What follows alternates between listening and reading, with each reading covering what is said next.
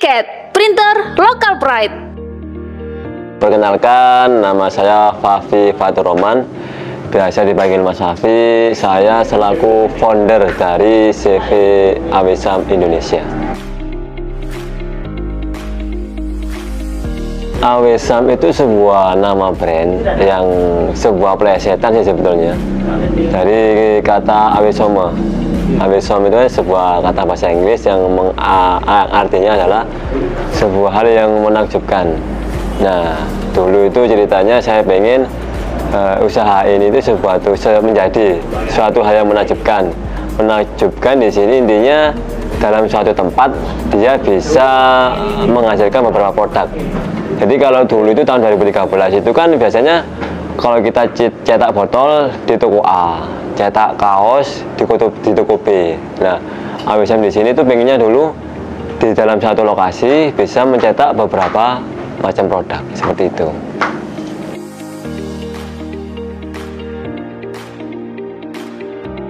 Kalau saat ini kita bisa disebut merchandise, cuma memang lebih banyak ke konveksinya, lebih banyak ke tekstilnya. Di awal dulu kita berangkat dari tekstil, kita stok kaos, kita melayani sablon, kita melayani bordir. Kemudian dengan berjalannya waktu, akhirnya kita melengkapi beberapa produk merchandise seperti ballpoint, mug, dan lain-lain. Cuma dengan berjalannya waktu, akhirnya ketemu bahwa kita ternyata lebih unggul di produk tekstil. Akhirnya beberapa produk merchandise kita off-kan untuk lebih fokus ke produk tekstil. Jadi awalnya itu saya lulusan SMK Negeri 4 Malang. Jadi SMK Negeri 4 Malang itu dikenal juga dengan grafika. Jadi grafika itu keahliannya desain sama percetakan. Jadi waktu itu memang saya dan orang tua saya juga berharap setelah lulus SMK lanjut bekerja, karena memang kan prioritas teman-teman SMK ya setelah lulus bekerja, beda dengan prioritas teman-teman yang SMA. Kalau teman-teman SMA kan biasanya kalau lulus kuliah. Kemudian setelah lulus SMK itu saya sempat bekerja selama 6 bulan di Sidoarjo, itu di sebuah percetakan besar. Kemudian alhamdulillah setelah 6 bulan mendapat informasi bahwa saya mendapatkan beasiswa. Akhirnya saya berhenti dari pekerjaan tersebut, mengambil beasiswa tersebut di jurusan manajemen informatika selama 3 tahun. Setelah itu saya lulus, kemudian saya lanjut ke sistem informasi S1 selama 1,5 tahun. Nah, setelah lulus itu pertanyaan yang memberatkan adalah sekarang kerja apa, sekarang sibuk apa. Nah, alhamdulillah di SMK dulu saya mendapatkan keahlian tentang sablon. Kemudian di perkuliahan di jurusan manajemen informatika dan sistem informasi ini saya belajar tentang teknologi. Apa itu web programming, apa itu website, apa itu sosial media, dan yang terpenting adalah saya saat melakukan skripsi. Jadi saya mengambil sebuah skripsi yang beda dengan teman-teman saya, yaitu Search Engine Optimization, ya SEO. Jadi waktu itu memang keahlian saya lebih banyak di Search Engine Optimization-nya. Akhirnya waktu itu saya kepikiran jual kaos polos. Jadi pada tahun itu kaos polos itu teman-teman tukang sablon di Malang biasanya ambil di luar kota, seperti di Bandung, Jakarta, Solo. Cuma waktu itu pembelian online nggak sama sekarang. Dulu kan masih zamannya Kaskus, OLX, sebelum menjadi jual beli dan berniaga kan, itu kan masih nggak aman. Karena memang kan nggak ada rekber waktu itu. Nah, kalau sekarang kan udah beda. Jadi dulu teman-teman sablonnya di Malang itu mereka menginginkan kalau bisa beli kaos polos nggak usah keluar kota gitu loh, di Malang aja. Dan akhirnya kita hadir di situ meskipun hanya melayani pre-order. Jadi waktu itu memang kita membuka usaha ini bukan tanpa pesaing. Ada pesaing, cuma pesaing kita itu orang-orang lama. Mereka orang-orang yang berjualan di pasar besar, mereka yang punya modal, tapi mereka punya keterbatasan tentang teknologi tadi. Nah, sedangkan saya terbatas dengan modal, tapi saya memanfaatkan teknologi yang ada. Jadi langkah pertama waktu itu setelah saya lulus adalah saya membuat website gratisan. Kalau dulu kan banyak blogspot, WordPress, saya buat website gratisan.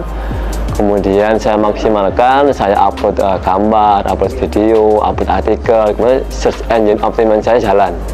Nah, dari situ orang melihat, oh, mereka mencari di Google kan, kaos polos Malang. Nah, itu website kita yang muncul. Dari situ mereka kontak mulai WhatsApp, Mas, lokasinya di mana? Nah, baru kita kasih alamat, kita kasih Sherlock. Kalau nggak salah waktu itu kita masih jualan di rumah kita. Itu rumah dengan ukuran kalau nggak salah 3x4 seperti itu. Jadi kita open BO awalnya, Mas. Mereka datang, mereka kira stoknya kita banyak, padahal kita nggak ada sama sekali. Dan kita kasih penjelasan bahwa untuk melakukan order kita harus PO dulu. Nah, dari PO itu kita mendapat DP. Dari DP itu kita putar, kita beli bahan, kita antar ke tukang potong, kita antar ke tukang jahit, kemudian kita packing sendiri. Nah, tukang potong sama tukang jahit ini itu kita kasih janji aja, Pak, Bu, tukang potong, tukang jahit, nanti kita bayar setelah pelunasan. Nah, setelah pelunasan itu kita baru bayar tukang jahit sama tukang potong. Nah, dari hasil penjualan tadi atau hasil PO tadi kita buat stok. Jadi ibaratnya setelah kita mempunyai satu pesanan 12 kaos, misalkan keuntungan kita 2 kaos, berarti di saat pesanan pertama kita mempunyai stok 2. Di pemesanan kedua kita mempunyai stok 4. Dan pada akhirnya semakin lama semakin banyak. Dan pada akhirnya stok kita banyak. Jadi sistem ordernya udah beda. Kalau awalnya cuma pre-order aja, sekarang udah ready dan pre-order. Jadi buat teman-teman waktu itu kalau yang satu lusin udah ready. Kalau yang ratusan ribuan baru mereka pre-order. Jadi intinya keahlian saya adalah lebih ke sistem informasinya, Mas. Seperti itu. Boleh dijelasin nggak timeline dari mulai tadi kan dari lulus SMK kerja dulu beberapa bulan, terus lanjut dapat beasiswa, terus lanjut setelah beasiswa. Nah, ini nggak mungkin kan setelah lulus dari S1 informatika tadi langsung tiba-tiba kayak gitu, maksudnya kan ada prosesnya. Nah, itu bisa dijelasin timelinenya nggak, berapa lama? Oke, jadi waktu itu kalau nggak salah tahun 2013 itu saya lulus di D3 Manajemen Informatika. Nah, dari situ udah mulai saya buka tuh website gratisan, sosial media. Waktu itu masih zamannya Friendster kalau nggak salah. Saya buka semua sosial media, saya ambil username-nya. Kan search engine optimization kan lebih maksimal jika keywordnya kan cocok kan, seperti itu. Kemudian sambil kuliah saya jalani waktu itu. Jadi saya kuliah kalau nggak salah saya pagi jam 8 pagi sampai sore. Nanti biasanya saya sering-sering telat kuliah karena saya harus belanja ke toko kain. Jalan selama 1 tahun, kemudian setelah lulus sistem informasi, disitu saya mulai rekrut 1 karyawan. Jadi stok saya dulu awalnya di kamar di lantai 2. Kamar saya penuh, stok di kamar kakak saya. Kemudian stok lantai 2 full, kita stok di lantai 1. Nah, stok lantai 2 sama 1 full, akhirnya orang tua harus pindah. Di situ mulai dari titik kehidupan kita mulai berubah. Jadi orang tua udah pindah, akhirnya rumah yang tersebut awalnya jadi tempat tinggal menjadi toko. Kemudian alhamdulillah sampai pada tahun 2015. Tahun 2015 karena kan rumah kita kan ada di dalam gang. Pasti kan traffic orang lewat. Orang kan beda-beda ya. Ada orang yang santun dari luar sampai masuk ke gang itu dituntun. Ada yang cuek aja cuek gitu kan. Akhirnya kan beberapa tetangga komplain. Dan itu memang wajar. Ya, memang kita yang salah kan. Kita buka toko di dalam rumah. Hanya pada tahun 2015 itu kita pindah toko atau sewa toko di depan gang kita. Prosesnya sama, kita sewa toko, lantai 2 kita stok full, kemudian lantai 1 kita stok juga full. Akhirnya kita memerlukan lokasi atau toko yang lebih besar. Akhirnya kita pindah ke toko yang di sini, Jalan Arif Margono. Ini istilahnya cabang pertama kita lah. Kemudian setelah dapat 6 bulan, momen mau lebaran, kita buka cabang pertama di Piranha pada tahun 2016-17. Kemudian sambil jalan, alhamdulillah banyak permintaan dari luar kota, seperti Kabupaten Kepanjen. Akhirnya kita bawa ke Kepanjen. Kemudian teman-teman di Batu juga banyak. Batu Malang itu kan perjalanan 1 jam. Mas, coba deh buka di Batu daripada kita ke Malang aja cuma cari kaos. Akhirnya kita buka di Batu. Kemudian kita buka di daerah-daerah kampus. Kemudian pada tahun 2019 kita buka beberapa cabang di luar Malang. Ada di Probolinggo, Pasuruan, Kediri. Dan alhamdulillah pada tahun itu COVID datang selama 2 tahun sampai tahun 2022. Akhirnya ada beberapa toko yang tutup. Pada Probolinggo, Pasuruan, Kediri, Blitar akhirnya tutup. Sampai saat ini cabangnya terbaru kita di Jalan Soekarno-Hatta. Jadi alhamdulillah pada sampai tahun ini 2023 kita punya 7 cabang. Seperti itu, Mas.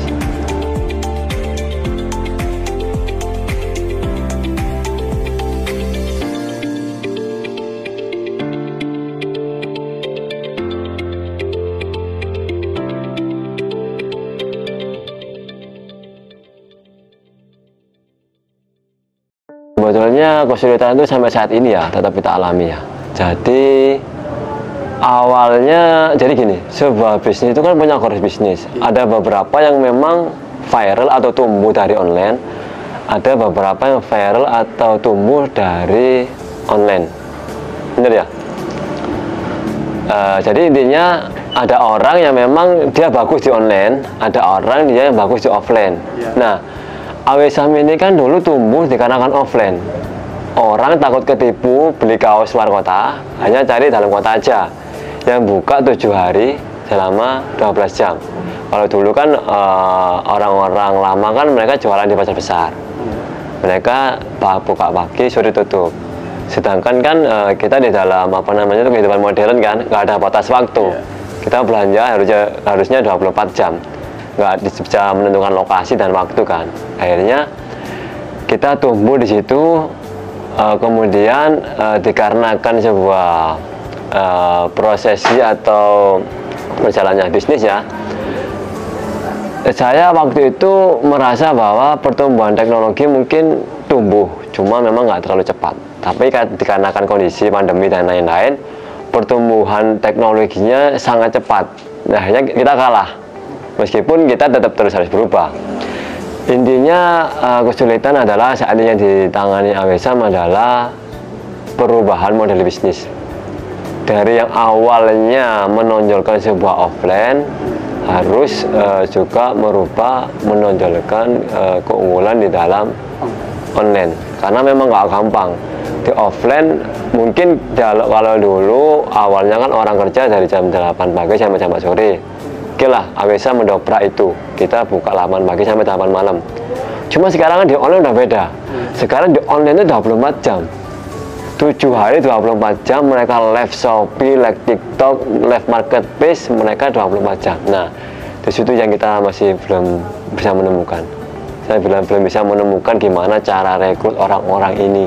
Orang-orang yang mau bekerja 3 shift seperti pabrik, di depan kamera ngomong seperti itu kesulitannya, Mas. Jadi perubahan antara offline ke online seperti itu. Iya, berarti emang switching dari teknologi yang ya lumayan tumbuhnya lumayan cepat juga ini akibat pandemi juga. Switchingnya kan lumayan ngagetin buat kalangan bisnis juga yang biasanya udah nyaman di offline harus bisa online juga. Kalau soal penjualan marketplace kita udah bisa lah, cuma itu tadi untuk live streaming aja yang belum bisa saat ini.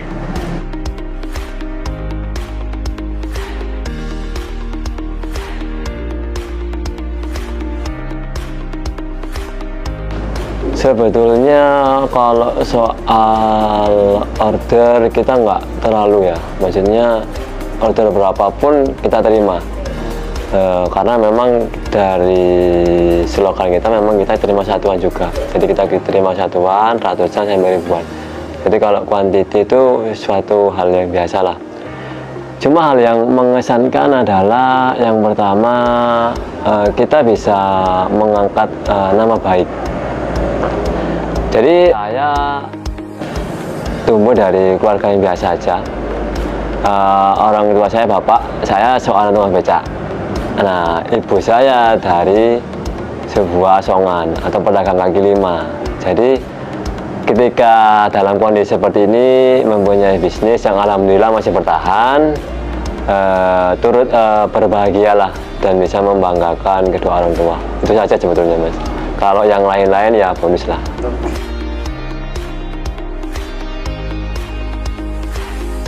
Oke, dari non materi terlebih dahulu. Dari non materi yang pertama circle ya. Jadi alhamdulillah dengan saya adanya memiliki bisnis ini, saya juga masuk akhirnya ke dalam komunitas-komunitas bisnis. Nah, dalam komunitas-komunitas bisnis saya ketemu owner-owner yang lebih besar, yang lebih hebat dari saya. Jadi intinya alhamdulillah untuk tukar pikiran itu lebih mudah lah daripada dulu kan. Kalau dulu kan nggak masuk komunitas bisnis, ketika ada suatu masalah atau problem dalam bisnis, ini gimana solusinya ya? Akhirnya kalau kita punya circle atau punya relasi atau punya teman-teman dalam bidang bisnis, kita gampang lah curhatnya seperti itu. Kemudian kalau materi cukuplah, alhamdulillah kita bisa bangun produksi untuk kebutuhan sehari-hari, alhamdulillah cukup seperti itu.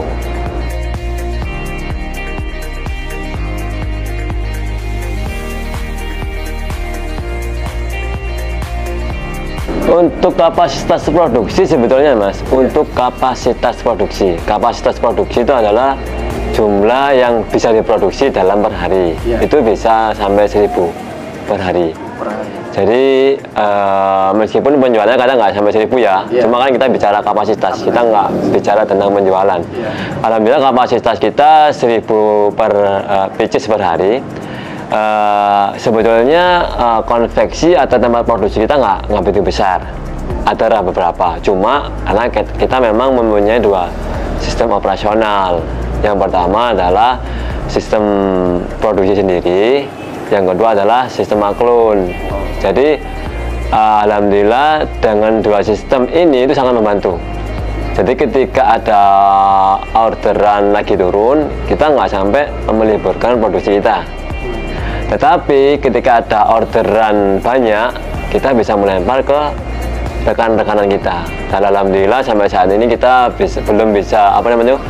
belum ada yang komplain soal produksi seperti itu. Berarti emang kualitasnya dari rekanan-rekanan itu dijaga banget ya? Iya, jadi kita melakukan beberapa produk itu dilakukan oleh rekanan kita, tapi standar produksi tetap dari Awisam seperti itu.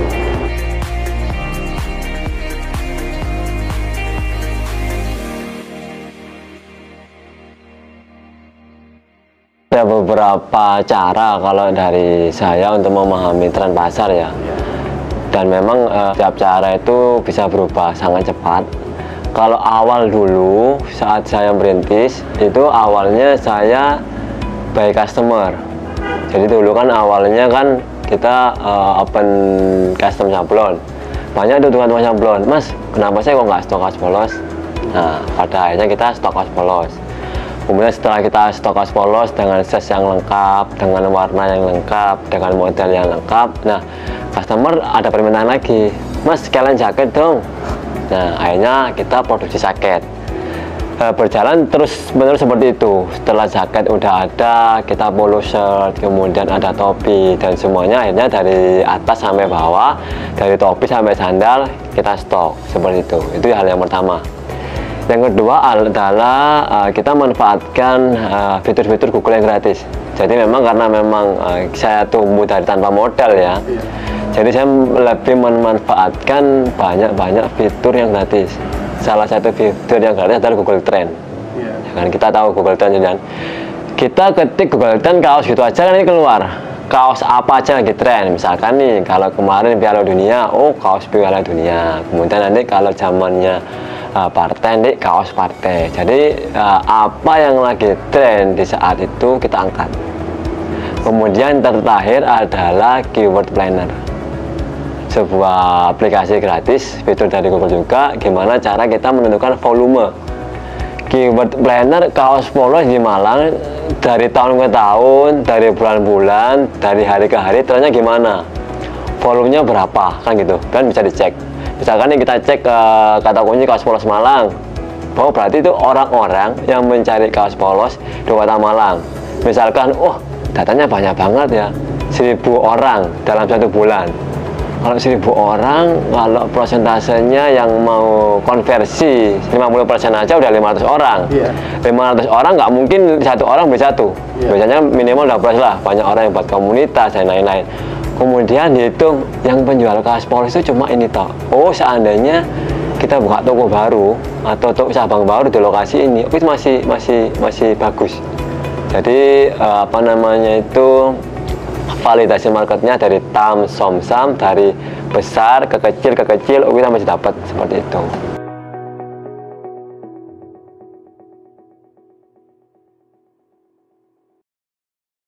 Nah, benar. Dari data itu baru kita riset. Dari sistem poskasta kita kan kelihatan tuh. Dari misalkan nih, kita AWSAM kan sekarang bisa jadi toko kaos terlengkap di Kota Malang. Terlengkap artinya kita punya ratusan warna. Ya mungkin kalau di toko sebelah mungkin cuma 35 warna. Nah, di AWSAM ini udah ratusan warna. Dari data-data tersebut terlihatan kan, biasanya kalau orang belanja itu paling ramai jam berapa. Kemudian size yang paling laku, size-nya apa. Kemudian warna yang paling laku, bestseller itu yang mana. Kemudian lebih suka pendek atau panjang itu orang itu. Sebenarnya kita punya data seperti itu. Jadi kebiasaan kita adalah apa namanya itu, kita cari data di Google Talent Campaigner, kemudian kita buat sampel tuh. Oke, sampel udah selesai, udah kita produksi sedikit. Kita share ke semua toko-toko. Nanti kita cek nih speed produk ini dari jual sampai laku berapa lama. Kalau speednya memang bagus, langsung kita kasih produksi seperti itu. Kalau memang speednya lama, ya sudah. Karena kan ada beberapa apa namanya statement bahwa ada beberapa peluang yang cukup kita lihat.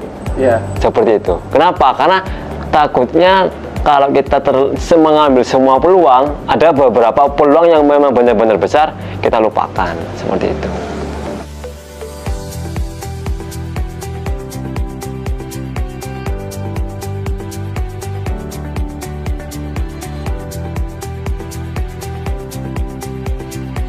Jadi intinya kita tetap apa namanya itu buka data, Mas ya.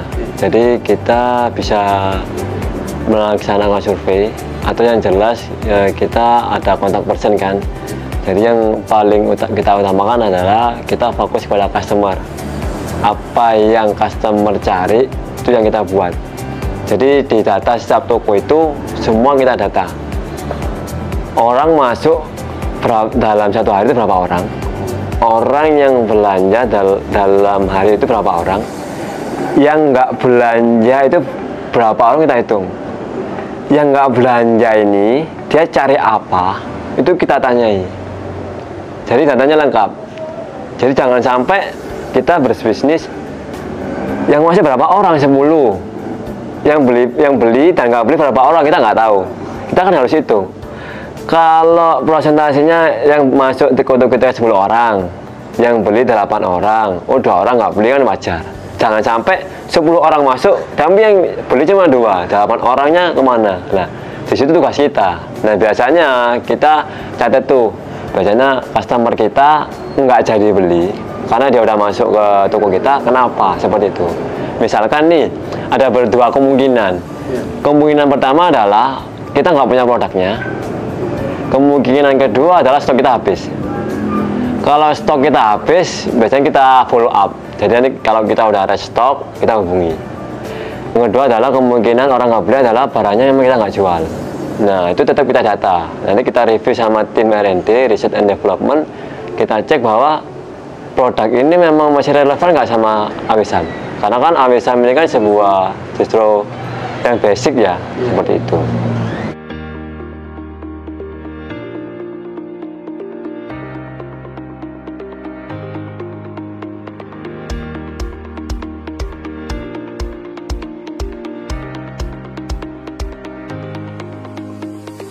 Untuk timnya kita nggak banyak, Mas ya. karena memang kita kan di sini kan dalam kondisi serba nggak jelas. Waktu itu dalam pandemi kan, oke, kita sekarang hari ini bisa jualan, besoknya ditutup, nanti 1 minggu lagi dibuka, nanti 1 minggu lagi ditutup. Kemudian sekarang kan kalau saya memang apa namanya itu lebih banyak cari tim yang memang multitasking. Kenapa? Karena kan memang udah zamannya sekarang, orang cuma apa namanya itu cuma bisa desain tok, itu akan kesulitan atau kalah bersaing dengan orang yang bisa desain sama shoot video, seperti itu kan. Jadi intinya kita cuma ada beberapa tim. Yang pertama ya standarnya aja ya, kita ada tim sales yang ada di toko-toko, kemudian ada di konten kreator dan sosial media. Jadi konten kreator dan sosial media mereka membuat konten sekaligus post dan manajemennya, balas komen, nge-share dan lain-lain. Kemudian ada tim produksi, dan yang terakhir ada tim marketing. Seperti itu aja. Pokoknya cuma ada 4 aja, seperti itu.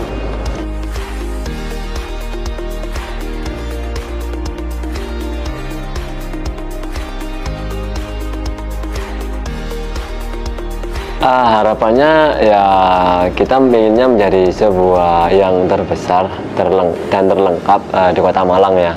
Jadi kita nggak muluk-muluk se Indonesia lah. Ingat saya waktu itu katanya siapa, wali kota Surabaya waktu itu, Bu siapa? Bu Risma waktu itu. Kalau nggak salah, saya waktu itu datang di acaranya Bukalapak, di CEO-nya Mas Zaki waktu itu, bahwa kita itu warga Indonesia tuh udah nggak perlu bingung-bingung buat ekspor produk ke Cina, seperti itu kan. Kita udah kalah jauh. Dari harga kita kalah, kualitas kita kalah, kuantiti kita kalah. Kita maksimalkan Indonesia-nya ada, jangan jumlah produknya banyak dari Sabang sampai Merauke. Nah itu yang mau saya terapkan. Saya ingin menjadi AWSM ini menjadi sebuah yang terbesar di Kota Malang dan terlengkap. Kenapa? Malang ini luas banget.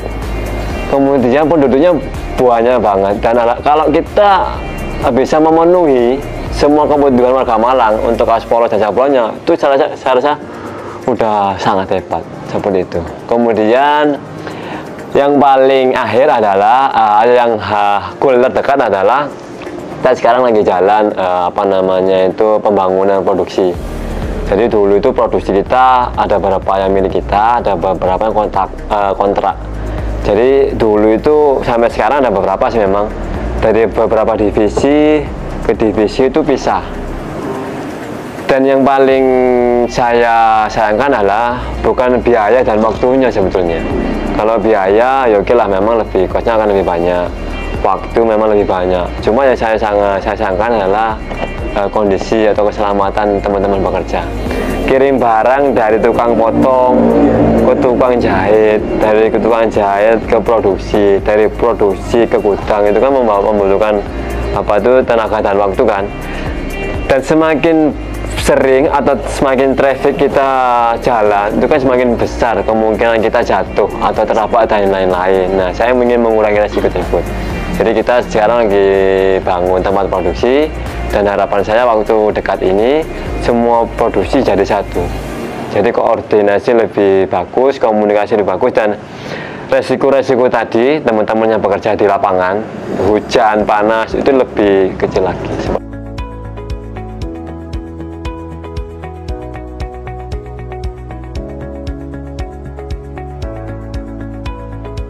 Role model kalau di lokal nggak ada ya. Kita tahu sendirilah, kaos polos di Indonesia nggak ada yang menjadi pionir, ya kan? Kalau di luar Indonesia ada, seperti itu kan.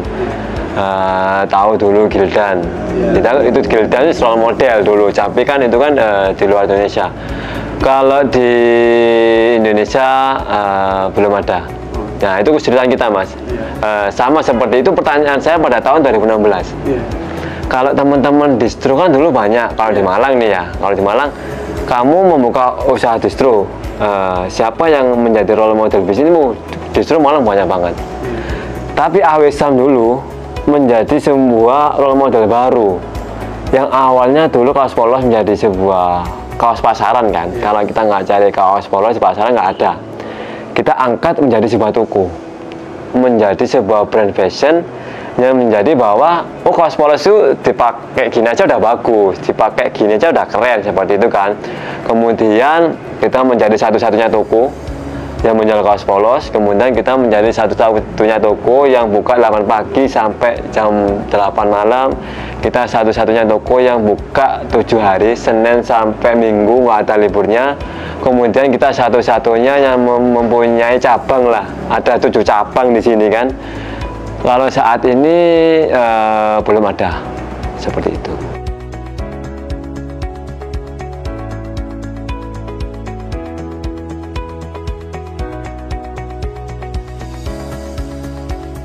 Tips dari saya ya, meskipun ini juga bisa menjadi sebuah pesan bagi saya ya. Kenapa? Karena memang mungkin lah orang banyak bilang kalau mau bisnis itu langsung mulai aja, nggak usah banyak ini itu. Tapi kenyataannya saya sendiri yang sudah menjalankan bisnis AWSAM ini, ketika membuka lini bisnis baru itu kita juga ketar-ketir, ini buka nggak ya, ini buka nggak ya, ini buka kapan ya, seperti itu. Jadi intinya yang pertama memang ketika kita mau memulai bisnis ini, yang pertama kita harus pikir matang-matang. Oke lah, kalau ada beberapa orang berprinsip, ada berpendapat kalau buka bisnis nggak usah banyak pikiran, ya nggak apa-apa, mungkin dia punya banyak modal kan, seperti itu. Kondisi setiap orang kan berbeda-beda. Kalau bagi saya dengan bukan tanpa modal ya, mempunyai modal yang minim, itu saya ketika memulai bisnis harus berpikir teliti ya, minimal BMC-nya lah, bisnis model kanvasnya kan, sumber dayanya siapa, cara marketingnya siapa, kemudian cara jualnya siapa, terus cara memasarkannya siapa, minimal itu aja dulu lah. Intinya riset dulu. Kalau memang risetnya itu resikonya udah ketemu. Jadi bisnis itu kan bukan berarti kita menjalani sebuah usaha tanpa risiko. Bisnis itu gimana caranya kita meminimalisir resiko. Jadi kalau memang sudah kita riset, kita data resikonya minim, baru kita kerjakan, seperti itu. Yang kedua adalah jangan berpikir bahwa bisnis itu harus bermodal banyak. Memang tetap butuh modal, tapi nggak harus bermodal banyak. Contohnya saya pada tahun 2013 saya hanya bermodalkan ya internet, laptop, kemudian sama keahlian kita yang kita miliki. Alhamdulillah dari situ saya bisa menjadikan AWSAM pada pucuk seperti itu. Jadi terima kasih buat teman-teman yang nonton video ini. Saya selaku founder dari AWSAM. Buat teman-teman yang mau cari kaos polos atau custom sablon dan bordir, bisa langsung datang ke store AWSAM terdekat atau melalui channel sosial media kita. Kita siap kirim ke seluruh Indonesia. Terima kasih. Bengkel Print Indonesia, solusi jitu UMKM maju.